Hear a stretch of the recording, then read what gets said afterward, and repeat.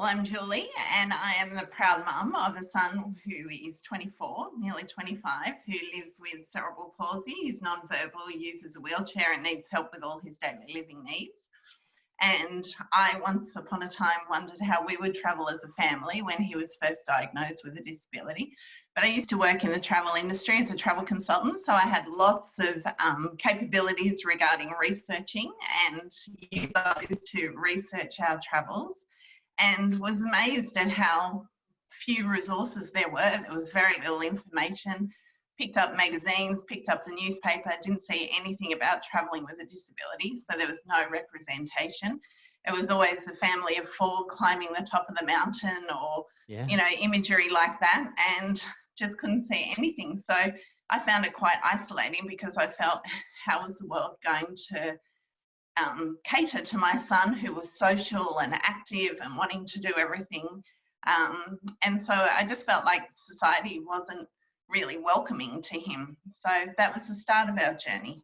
They do say that all great ideas come from problems. It's problem solving. That's how some of the great ideas are born. And your idea is Travel Without Limits, which has a website and a magazine, travelwithoutlimits.com.au, where you specifically focus on travel within disability. So you don't have a disability yourself, but obviously your son does. What's your son's name, by the way? My son is Braden. Braden. All right, cool. So was Braden how many kids do you have? Is he an only child or? So I have two children. Braden's the eldest child, and then there was a 7-year gap before my daughter, just because we're immersed in therapy and trying to make sure he had the best chances of doing as much as possible. And when we started to travel, it was really a case of, I was telling friends and relatives and felt like that wasn't enough, that there was a wider community that actually needed the information. So that was when we started Have Wheelchair Will Travel, which is our family blog where we share reviews of hotels and accommodation, and it's become quite a powerful tool for sharing with the community, but also for making change. That's good. Now, we actually, before we get into the travel stuff, we've had nobody on the podcast themselves who's nonverbal, or no parents of anyone who is nonverbal. So your son is, as you said before, can you just explain to the people listening what that means, but also how Braden communicates with you? Yeah, so Braden has no speech whatsoever. So he uses either gestures, pictures to tell us what he wants. But what we do know is that his big smile and his appreciation for being involved in the community and active when we do travel means that he absolutely loves it. He's really social. So being nonverbal and being social is quite difficult in society because people don't know how to actually communicate with you. They don't know how to engage with you.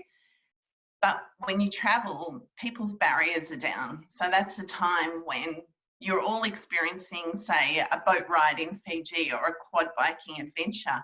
And so people immediately have something to talk to him about. I'm able-bodied, and I've been on this journey of learning about disability throughout this podcast, and it's been an incredible journey. And one thing I've learned about cerebral palsy is that the mind is all there. Is that the same with Braden? Do you find that he, with his gestures, finds it frustrating at times that people treat him differently because they don't understand that cognitively he's all there? It's just the physical attributes? Yeah, definitely, because he gives a lot of non-verbal cues, and unless you're sort of either astute or willing to learn, a lot of those non-verbal cues get missed.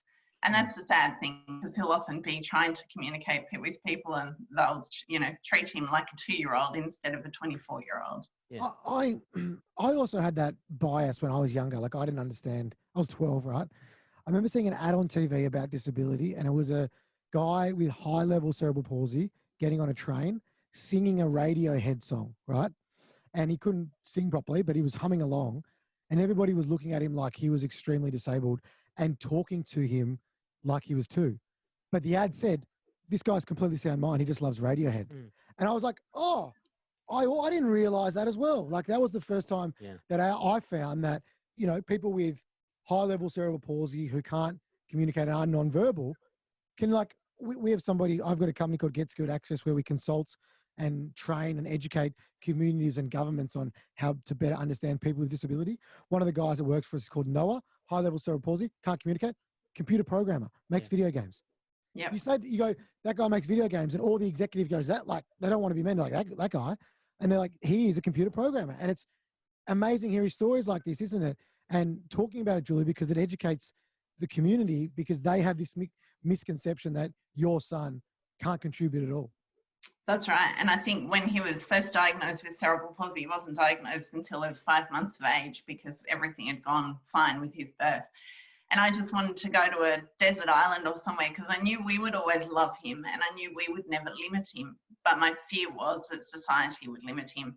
And that certainly has been the case, though we've had more positive experiences than negative ones. But particularly when you're nonverbal and you're unable to communicate, as you can say, Dylan, people do assume. It's really great to have you on as somebody who has lived experience with someone with disability and to be playing in the space of travel. And that's what we have you on because when I saw, and once again, this is an amazing email that we got. And I forwarded it on to you. You were somebody who nominated you and hence why we found out your story. But travel is such an interesting, being friends with Dylan, I'm sure he's going to share some of his travel stories, which are horrific. It's a space that a lot of people with disability or parents with young kids with disability will think that they're limited to. Does your magazine, blog, website cover caravan sites, interstate, international? What's the wall? Where's the roof for your limitations of what you're covering? Well, there is no limitation. I've been to the most gorgeous, expensive villa at Qualia on Hamilton Island, which, is something like $1,600 a night, to a holiday park that we recently reviewed that has a pool hoist and has gone the extra mile with things like the sink is, wheelchair accessible. The cupboard can move up and down. So did you get the room in 3G free because you're a blogger? No, we did not get. We only looked at the room in Qualia. It would have been nice to have stayed there, but we only you're looked an at it while influencer we now. were staying. Hang on. After this, come on, we got to get us some comps. Yeah, get some comps. So that's fantastic. Do you find now that people are reaching out to you to showcase what their parks, their hotels, their Airbnbs can cater to now? Slowly, I think it's really improved, and I'm hoping that in one way we'll get a positive out of COVID in the fact that we're no longer depending on the overseas market, the Asian market that's quite heavily depended on in the tourism sector. And hopefully people will start looking at the accessible market because it's quite lucrative. My top points for people is always we stay longer at a destination because it's a lot more effort for us to get there. We often travel in a greater group. We've travelled with a support worker to help my son, so that's extra beds and bed nights in a destination. And the disability sector is more loyal. If a place works for them, they go back and back. Yeah. So as much as I would like to think society would just do it because they should be doing it and we should be an inclusive society, the economics is behind it as well. I know the disability travel industry in America is like a $30 billion a year industry normally. Really? And they do it so poorly. Like I get on, like sometimes in America, it's so tough to travel when you have a disability. Before we get into like the grand scope of the world, one thing I love about what you do on your site, I understand sometimes and appreciate when people go, disability, God, it's hard to understand it all because there is such a range, right? From physical to non-physical to sensory disabilities, all kinds of things. Yeah, exactly right. So one thing I like about your site that I had a flick on is you kind of try and cater for everything. So there's a section for mobility aids, people like me, wheelchair, like your son. There's people with like sensory issues who need quiet areas and that. How do you go about doing the whole scope? Because it must be tough. I've had my blog now since 2012, and in the beginning it was all about wheelchair accessibility, what we're experiencing as a family. But the good thing about my website is it's a community. So the Have Wheelchair Will Travel community just feel like telling me their stories. And as I've learned their stories, I've wanted to strive to do more and more. So with Travel Without Limits, we're very much trying to cater to all those different needs, and we're really doing it from people with lived experience. So I can't talk from the perspective of somebody traveling who is blind or somebody who is traveling with autism. I may hear people's stories, but it's not the same as actually hearing it from somebody with lived experience. So the real passion for it is to have people with those experiences telling their stories to help people in a similar situation. That's great. Yeah, well said. And it's like Yelp. you know, you But- can put up your own reviews. Yeah. Dead set, Julie. When you wanted to travel for the first time and you Googled wheelchair travel, what came up? Nothing. Like dead set. Absolutely I'm not nothing. kidding. Nothing. And I have to say, even as working as a travel consultant, I had no experience. We used to do flower tours for elderly people, but that's still, I didn't know what an accessible room looked like. I'd never been in one, and I was a travel consultant. So that shows you the lack of understanding that you're going to face as a person traveling with a disability. And still, I will ring a resort and I will say, is there accessibility? And they'll say, yes, there's a lift to the whatever floor. Oh, yeah. There's just a few stairs to get to the lift. Yeah. Yeah. Big one. I stayed in a hostel in London. Yeah, we're wheelchair accessible. I was like, mate, all my mates stay there. Get there. Like, yeah, we've got an elevator and it's like up 5 stairs. I'm Yeah. like, why the hell didn't you just come down 5 steps more? Yeah. What's the benefit of those stairs? And the hostel's like, oh, that's a good point. You know what I mean? But then I'm lucky I can crawl up steps or get help. But someone in your case, with your son, electric wheelchair, you can't lift up electric wheelchair up a few stairs, you know? It kind of ruins it. And I think one thing as well, people market themselves. I had this problem with real estate as well. When I was renting, I'd be like, is your house accessible? They're like, yeah, 100%. So I go to the rental, bathroom's upstairs. I'm like, oh, where am I going to shower? And they go, good point. Mm. And I've just wasted my time. Yeah. So So- that's just from their lack of That's what I knowledge mean. and experience. So hopefully from there on, they learn from that one moment and then can change their mindset. But it needs to be changed at a radical rate. Look, you can imagine for course. Julie and myself, we get overseas, we're expecting that it's going to be accessible. And they've just said that it is just because they want the business. Mm. Makes it hard, doesn't it, Julie? Yeah, it does, and it does them no favours either. But I don't know how anyone's going to learn if there isn't representation in the media, if there is no talk about it. How are people actually going to learn? Because less people have lived experience, or they have a family member who has a need for it, they're not learning anything about what the needs of a traveller is. And that's been one of my great joys as a travel writer, being able to access PRs for tourism and actually explain it to them, explain the, you know, the variants. One of the experiences I've had being one of a great mate of Dylan's is that we went to an event once. And unfortunately, what I witnessed was sometimes people need to be shamed into making a difference. The example is there is a very famous heritage building in Melbourne that the event was in. And as Dylan rolled up to the entrance, you could see 5 people from the PR company's face all go red as they realized there was 7 to 10 steps that Dylan needed to get up to get in there. Now that's Dylan, Alcott, you know, Grand Slam tennis winning champion. But like Dylan always says, they moved heaven and earth to make it happen for Dylan. We ended up carrying you up the steps, and you were obviously great about it. And hopefully they'll learn from that. But for somebody who isn't Dylan, someone like your son, you know, someone with no profile, where people will kind of not make that extra effort, it's got to be difficult. Do you think that what kind of reaction needs to happen for there to be changed, do you think? We tend to go the opposite approach. So I know that a lot of people go to the newspapers, but we've actually found that that has not stood us in good stead when we've been trying to do good advocacy work, because people are very frightened of going to the newspapers. So we've asked to review properties and they're like, oh, no, I don't think so. And they've been really, really nervous about it because they think we're about naming and shaming. Whereas I'm much more about feeding back positive feedback and how they can change their accommodation. So I understand there's 2 different approaches, but we've had some really great success, which I can't really name, but we've had some really great success with change coming about, going about it quietly. I reckon I like to call in, not call out, is how I put it.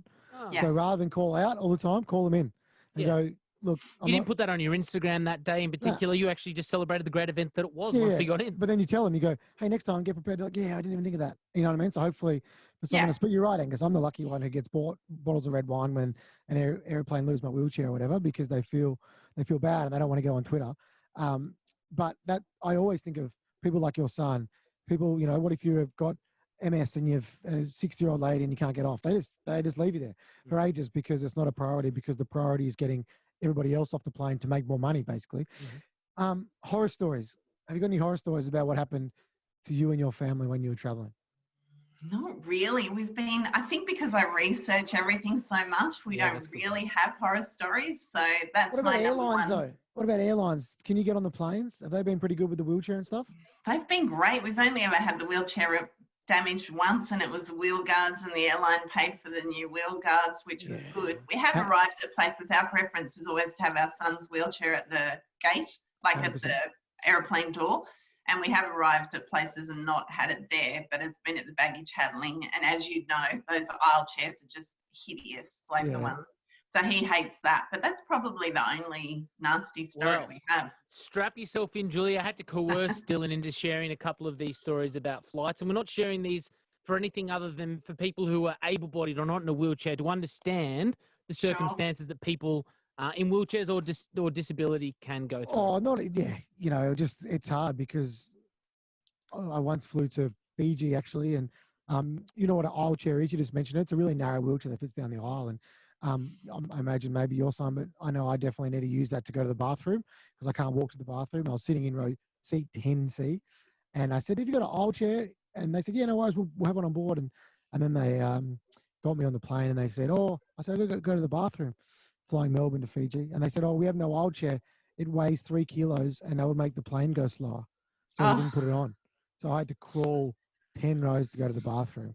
And again, I didn't put it on my Instagram. And that's literally hands crawling up the aisle. Yeah, and the poor. I tell you, and you'll agree, Julie, when something goes wrong in travel, you feel bad for the people that are working there, the frontline service staff. So in this case, the people, the cabin crew, because they're mortified. They're like, "Can I carry you?" I'm like, "Look, you weigh 60 kilos. So do I. How are you going to carry me?" I felt so bad for them. And I've had some other problems. Like I once got, after Splendor in the Grass, I got left. I was at an airport trying to fly back from Byron to Melbourne, and it was the last flight. I had a big launch for our foundation the next day, and we got to the plane, and they said, "Oh, I'm sorry, it's too windy in Melbourne. We reckon our elevator, we haven't upgraded. It might not work. So you just have to stay in the airport for 24 hours. Oh. And I said, "I'll crawl up the stairs." And this is last year. "I'll crawl up the stairs. Don't worry." They said no. And then they, people refused to get on the plane because they knew who I was, and they got a security guard to escort us out. But the security guard was so lovely, wasn't he? He's like, "Please don't. I'm so sorry, man. I've got to do this." He's like, "Please don't make a scene. I'm really a big fan of yours, but I've been asked to remove you from this area." The problem is with that is they can figure out travel industry, hotels, airlines, like tourism industries can figure out what they need to do by asking us. Just ask people who live the experience. Like we could have figured out that thing with the elevator easily, but rather than ask us, they just refused to talk to us. They didn't even respond to us. They would stand there like we weren't even people. And I said, "Oh, I need to talk to you. I'm a passenger on this plane." She goes, "You're not a passenger anymore." I was like, "What? Like why degrade me so much? Like I'm not equal to anybody else." Do you know what I mean? Yeah. You sometimes feel like cargo. How are you finding the industry is starting? Like, do you agree with that? Do you think the best way for them to figure out is to ask people like us? Oh, 100%. I mean, one of my greatest distresses is the fact that in all the years of everything changing, you have sightseeing boats and you have aeroplanes with the same size toilets on them. Yep. So you get onto certain flights and you'll see the disability symbol on the door and you think, "Oh, wow, they've actually got a bigger toilet." And you open it, same size as normal. So the A380s are the only aircraft that actually have, there's actually a few more now, but that was the first aircraft that actually had a larger bathroom. So somebody needing assistance, like my son, could fit more than one person in there. Now, going to the bathroom, I think, is probably the most basic human right we all have. Something that everyone can understand, and imagining being on a 24-hour flight. I hear horror stories of people, not drinking, not eating, needing to have enemas a day before they fly just because of the fear of actually needing to go to the bathroom on a long-haul flight. Yeah, those double doors open up. So you can combine 2 toilets on some planes. Do you know that? Yeah. I did not know There's a that. door that illuminates, so you can open it up so you can have yourself and someone help you in there. But it's funny because when you have to go to the toilet, the number 2s, it actually is open at the top. So you feel bad that it might smell without the plane. Oh. It's funny. There you go. Oh, right. Little disabled Not hack all there. of them are like that, though. Not all of them. Some of them are. Okay. Or you can have fit 2 people in there as well. I know what you're If going you to know what I mean. Dylan was I just knew that he was You know going what I to go. mean, Julie? Hey, hey? Yeah. If you're waiting for the bathroom for a while, your imagination goes wild. Not a while. 3 seconds. Yeah, I was going to say, it's less than time for number 2. So you've got on your website, once again, travelwithoutlimits.com.au, you've got, just looking at some of the links, mobility restrictions, sensory-friendly, vision-impaired support worker. What are you finding that people heading to your website are most looking for? And if there is a hotel chain listening to this? Let's say the McEwen are listening to this right now. What do you want to see on their website? Is there emblems? Is there little citations down the bottom? Is there something that, is there wording that they can use so everyone knows the exact accessibility? So I find that probably wheelchair users have the greatest need as far as having very specific requirements and looking for specific information. I think the US does it quite well because they usually have it front and center, front page. I always say to people, if you have it on the first page amongst all the other information, I immediately feel welcome at your establishment. If I go to your website, that's an immediate tick if you've got accessible rooms listed with all the other rooms. I think if they have the room dimensions and photos, video, bonus points. But I think everyone has different needs. Dylan would have really different needs to us with my son. My son prefers a bath. He can actually do a standing transfer into a bath. So we just look for space and an elevator. We don't actually look for a roll-in shower. So everyone has such different needs that they can't think that they can cookie cutter the what people are looking for, and therefore if they've got the information, people can make their own decision. I always say to hotels and attractions, don't tell me what's accessible because we'll decide what's accessible for us. We did the luge at Queenstown where we bumped my son's wheelchair right to the top of the luge, and then when we got to the bottom, the wheelchair was at the top, but we walked him back up, bumped the wheelchair back down to get him because we really knew how much he'd like that. But then the next day we did a really easy day. So, most people would say, well, somebody who's in a wheelchair. Luge as well. Sorry? That is the fastest luge. Did you do it yourself, Julie? Yeah. It is unbelievably fast. It was, I fell off, got blood, skids. Scary. It was scary. It's not a kid's ride, that luge. If you're going to Queenstown, be very, very scared. And you raise a great point, right? I tell you why they should advertise that they're accessible and put it on the front page. Not because they're doing the right thing, but because they can make a shed load of money. Oh, right? Exactly. Change the narrative. So airlines, I always feel like a pain in the ass with airlines, and I always call into them, not trying to get, them to pay for my services through my consulting company, although that would be nice. But we love to help. We go, just listen to what I've got to say, just because we want to make it easier. Just listen. And they're like, no, we already know what to do. Or they say, oh, we don't want to learn too much because then we stick our necks out and then we stuff up. We get yelled at. We're like, no. More. We want to travel. Just listen to how we can help, and then we'll all pay for it. Like, it's a business decision. This is not you doing a nice thing. It's straight business. And when you frame it like that, hopefully now tourism around the world are going, oh, you know what? I'll do that because I'll make a lot of money and I'll do the right thing. And it's a triple win. You get cash, you're doing the right thing, and you get to travel with your son, and I get to travel. So everybody wins. That's right. Well, I do a speed dating event as a journalist where you meet with different tourism operators. And the first year I did it on an emotional level. This is our family, this is what we're going to do. Next year I learnt my lesson. I took the facts, the economic facts of it, and handed it. That was the first thing I handed them. And you could see the difference in their response when they saw the economic facts, and then went the emotional approach of this is what it looks like. Because I think that's the other thing is they can't picture what accessible tourism looks like, and the imagery is actually really compelling. I don't know how to frame this. It's not a bowl of uncomfortable question. I've got one of those for a little bit later on. Do you understand to an extent that there are some countries that just will never get to a point of being accessible for disability? Yes. Does that make sense? There are some Asian countries with the most rickety roads in the entire world. India. I went tubing in Laos, where you go down a river and there's like 50 bars. It's been closed down now because unfortunately some Australians passed away.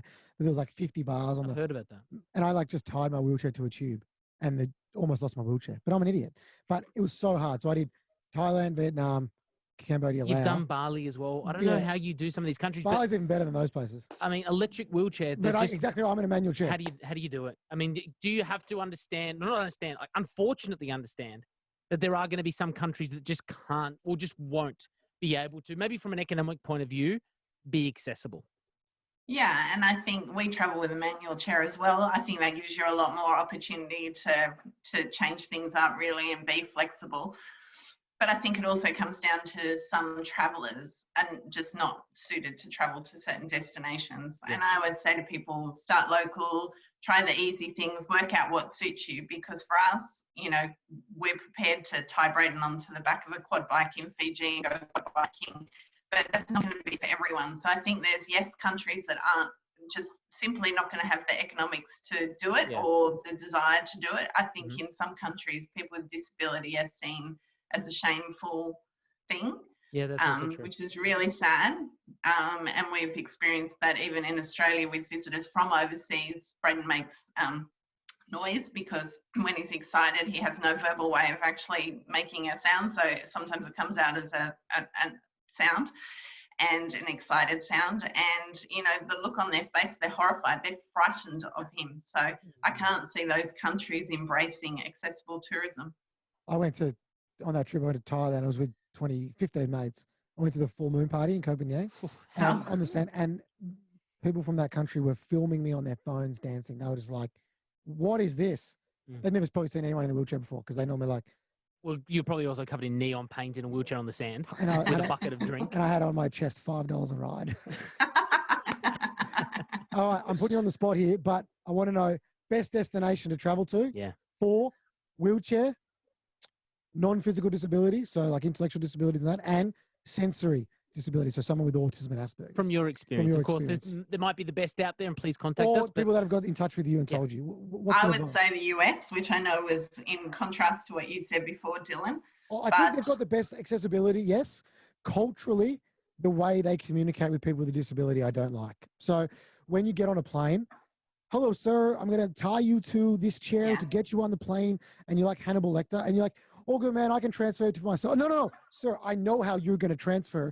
We do it like this in this country. It's like, do not tell me how to wheelchair. That kind of stuff I don't like. So I call it, the hardware is good, the accessibility, the software, so the understanding and the way they talk, not great. Look at you go. That's my concern. Very good. Thank you. Yep. I think the Americans with Disability Act has meant that there's been massive change in the US, and they've just celebrated, I think, their 30-year anniversary of that. But when I was in an accessible tourism conference in San Francisco in November, and they were launching Visit Mesa as the first the first autism-friendly destination. And so one of their tourism guys there has a son with autism, and he worked really hard on getting businesses on board. So from your mom and pop type businesses to your bigger businesses. And now they're a certified autism destination, basically. Wow, that's sick. So that's fairly impressive change since when Braden was younger. I can't even imagine what I would have thought if there were, you know, sort of accommodations being made and progress being made like that. Yep. What about the best place you've been on with Braden? Where's your favourite family holiday you've been on? Tough gig, I know you go on a lot. But. So many. It's a bit of a toss-up between New Zealand and Fiji. I think in Fiji, because Fijians had an attitude of, you want to do it, we'll make it happen for you. So as I said, tied him onto the back of a quad bike, which we've never been able to do before. He went sailing, he did all kinds of activities there. And New Zealand was really good bang for his buck because there was a mixture of things like the luge in Queenstown, a helicopter flight to Franz Josef Glacier where he could sit on a sit ski when he got to the top, which was awesome. And then just basic, easy accessibility for walks. So that's cool. He wasn't on Bachelor in Paradise, was he, Braden? No, but I'm sure he'd love it. He loves attention. Bloody oath. Like we said, the website is travelwithoutlimits.com.au. There is also a magazine which you can subscribe to. If you do have a child with disability or you yourself have a disability, go check out the website so you can see some of the locations. Before you go, Julie, there is a bowl of uncomfortable. This is where somebody sends us a question. I'm not sure if you've heard the podcast. But this one, it actually comes from a small business owner. All right. Why should people, small businesses, cafes, restaurants, stores, spend tens of thousands of dollars to accommodate for the less than 1%? Well, I think for starters, 1 in 5 Australians lives with a disability. So I'm not quite sure about that figure. And it's a case of universal design. So you're not actually looking at it just from the perspective of a wheelchair user. You're looking at prams. So a pram can get easy access into a cafe because it's got the ramp or step-free access. It's got room to sit with prams. That's a whole other market. You've also got your elderly market. So your baby boomers who are less able to get around now, but might not be in a wheelchair, but just simply have got bad hip, bad knee, whatever. They want easy access. Rollerblades. The rollerblading community is rollerbladers, huge. Yeah, razor scooters. sure. So I think we need to stop looking at it as just one, one part of the community and looking at it as universal design that's inclusive of all those groups, because it's been proved that that is economically viable. Cool. One more from our community. Send this one through. Has your son ever been a burden on you and for you to enjoy your holidays? No, gosh, never. He enhances our holidays because seeing the joy that he gets is just like amazing. We absolutely love it. And as a family, we've actually found that I have a daughter, Amelia, who's 17, so there's 7 years difference between them. The holidays and shared experiences have actually really bonded them together, because she sees her brother doing exactly, what she enjoys doing. As a husband and wife, we've found that it's very much a case of we're just a family. We're no longer carers when we're on a holiday. We're not worrying about therapy. We're not worrying about those things. So for us, holidays together are key. Like, they're just amazing. And just before we let you go, what's that book behind? Is a book behind you there? Oh, whose book's that? Dylan knew that Julie was carrying a copy of his autobiography called Able, which seems to have a lot of little post-it notes in it. What's that? Yeah, Wow, so my daughter's just done her Year 12 major work on portrayal of disability in film. And when she finished Dylan's book, she actually said to me, "Mum, there's way too many quotes in here. It's too good." That's So what I like to hear. there's a nice plug for you, Dylan. It was super helpful. And Nice. yeah, we How do certainly... you feel about swear words? Because there's a few in there. A few in there. Oh, fine. Okay, good. Fine. Very, very good. All Hey, good. I will catch up one day when COVID's finished and be able to sign it for you. Sounds good. Julie Jones from Travel Without Limits, thank you so much for coming on ListenABLE and helping us learn a little bit more about traveling without limits for everybody. Pleasure.